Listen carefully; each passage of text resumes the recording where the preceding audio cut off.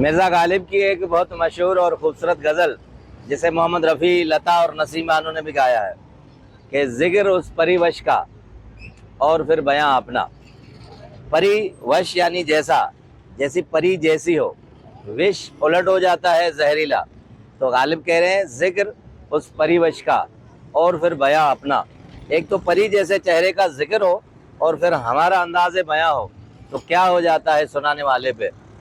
ذکر اس پری وش کا اور پھر بیاں اپنا، ہو گیا رقیب آخر تھا جو رازداں اپنا۔ جس رازداں کو ہم سنا رہے تھے وہی رقیب ہو گیا، اس کا فریفتہ ہو گیا۔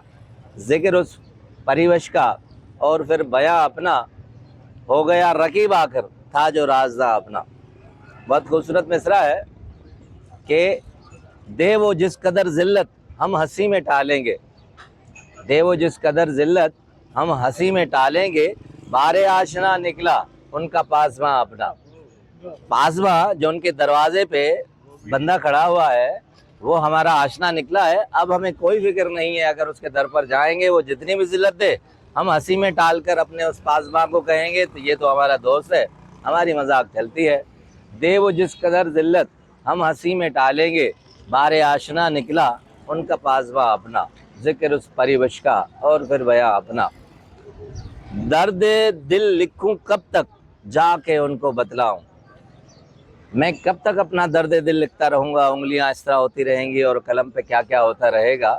درد دل لکھوں کب تک جا کے ان کو دکھلاؤں۔ اب کیا دکھلاؤں، بڑی خوبصورت کنڈیشن تشبیہ دی ہے انہوں نے۔ درد دل لکھوں کب تک جا کے ان کو دکھلاؤں، انگلیاں فگار اپنی خامہ خون چکا اپنا۔ یعنی انگلیاں فگار کا مطلب ہے زخمی ہو گئی ہیں لکھتے لکھتے ہماری، اور خامہ جو قلم ہے ہمارا وہ خون چکا ہو گیا ہے، یعنی لہو سے بھر گیا ہے۔ یعنی اتنا ہم اس کو لکھ چکے مگر جواب ہی نہیں آتا، آپ جا کے ان کو دکھائیں ہماری حالت کیسی ہے۔ درد دل لکھوں کب تک جا کے ان کو دکھلاؤں، انگلیاں فگار اپنی خامہ خون چکا اپنا۔ ذکر اس پریوش کا اور پھر بیاں اپنا۔ خوبصورت تشبیہ ایک اور ہے، کہتے ہیں کہ گھستے گھستے مٹ جاتا آپ نے عبث بدلا۔ عبث کا مطلب ہے فضول بدل لیا، خواہ بدل لیا۔ گھستے گھستے مٹ جاتا آپ نے عبث بدلا، ننگے سجدے سے میرا سنگ آستاں اپنا۔ سنگ آستاں یعنی دہلیز کا جو پتھر تھا آپ نے خواہ اسے بدل دیا، کیونکہ ننگے سر سے میں سجدے کرتے کرتے اس کا رنگ خود ہی بدل دیتا، تم نے خواہ ہی اس کا رنگ بدل جاتا۔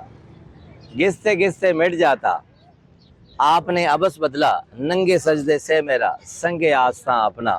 ذکر اس پریوش کا اور پھر بیاں اپنا۔